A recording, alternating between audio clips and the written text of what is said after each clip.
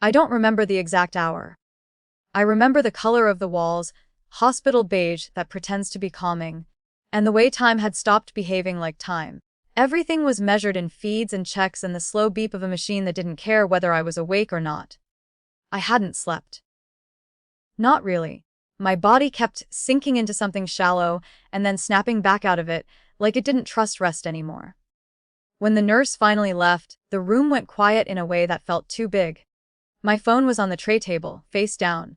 I turned it over like it might resist me. Texting my mom wasn't emotional. That part surprises people when I say it. It was procedural. I needed another adult. Someone who knew how bodies worked after this. Someone who could hold the baby while I closed my eyes without calculating risk. I haven't slept in 2 days. P.S. come. I didn't add punctuation beyond that. No emojis, no apology. I pressed send and set the phone down, already bracing for nothing. Her reply came faster than I expected. You made this mess, you figure it out. No exclamation point. No explanation. It was almost neat. I stared at it until the words flattened out and lost their edges. I didn't cry. I didn't feel dramatic hurt. What I felt was recognition. This was the same sentence, rearranged, that had followed me most of my life. When I was young, help was framed as a lesson. If you needed it, it meant you'd failed a test you didn't know you were taking. My mother believed deeply in consequences. She said it like a virtue. Sometimes it was. Sometimes it was just a way to stay untouched. I locked my phone and set it face down again. The next days passed without ceremony. Nurses came and went. My partner tried to be everywhere at once and failed in human ways. The baby cried, slept, stared at nothing like it was profound. I learned how to move carefully, how to sit without wincing, how to accept help from people I hadn't planned on needing. Friends dropping off food, a neighbor offering to walk the dog, a nurse showing me something twice without making me feel stupid. At night, when everything slowed, my mother's words replayed, not angrily, just persistently. You made this mess. Figure it out. The strange thing was how quickly my brain adopted it. When the baby wouldn't settle, I didn't think I need help. I thought solve it. When I felt myself shaking with exhaustion, I thought, this is what you chose. It was familiar logic, efficient, cold, and dangerous in small, cumulative ways. 3 weeks later, I was home. The house smelled like milk and laundry detergent. I was feeding the baby in the living room when my phone lit up again. A group text. My mother, my stepfather, my younger brother. Hey, we're a bit behind on rent this month. Can you spot us $500? We'll pay you back. The message was casual, almost friendly. No context. No acknowledgement of the last conversation. Just an assumption dropped into my lap like something that belonged there. I read it twice. Then a third time, slower. Something in me went very still.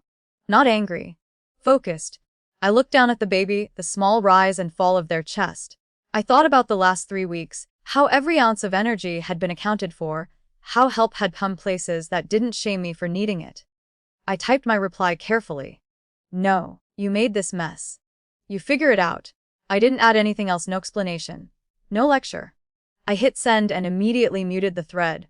The relief surprised me. It wasn't a rush. It was more like pressure releasing somewhere behind my ribs. I hadn't won anything.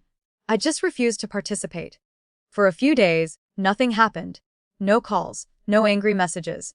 The silence felt intentional, like a waiting game I wasn't playing.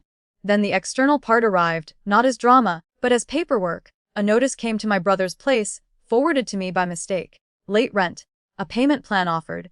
If that failed, next steps outlined clearly by someone who wasn't family and didn't care about our history. Authority without emotion. My mother finally called after that. Her voice was tight, controlled. We're handling it, she said, like it was a warning. I know, I replied. She waited for something else, sympathy, maybe. Or guilt. I didn't give it to her. There was nothing sharp in my tone. Just space. After that, contact changed. Less frequent, more formal. My mother stopped asking and started informing.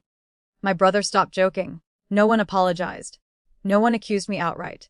The dynamic didn't explode, it thinned, like fabric worn down by friction. Sometimes I wonder if she recognizes herself in the words I sent back. Sometimes I wonder if she doesn't. It doesn't matter as much as I thought it would. What matters is this: when I'm exhausted now, I don't hear her voice first. I hear my own, quieter, more accurate. It says rest is not failure. Help is not debt. And choosing not to rescue someone is not the same as abandoning them. The pattern didn't break with a fight. It loosened because I stopped pulling on it. That's all. No celebration. Just a different shape to things. And enough sleep, eventually, to notice it.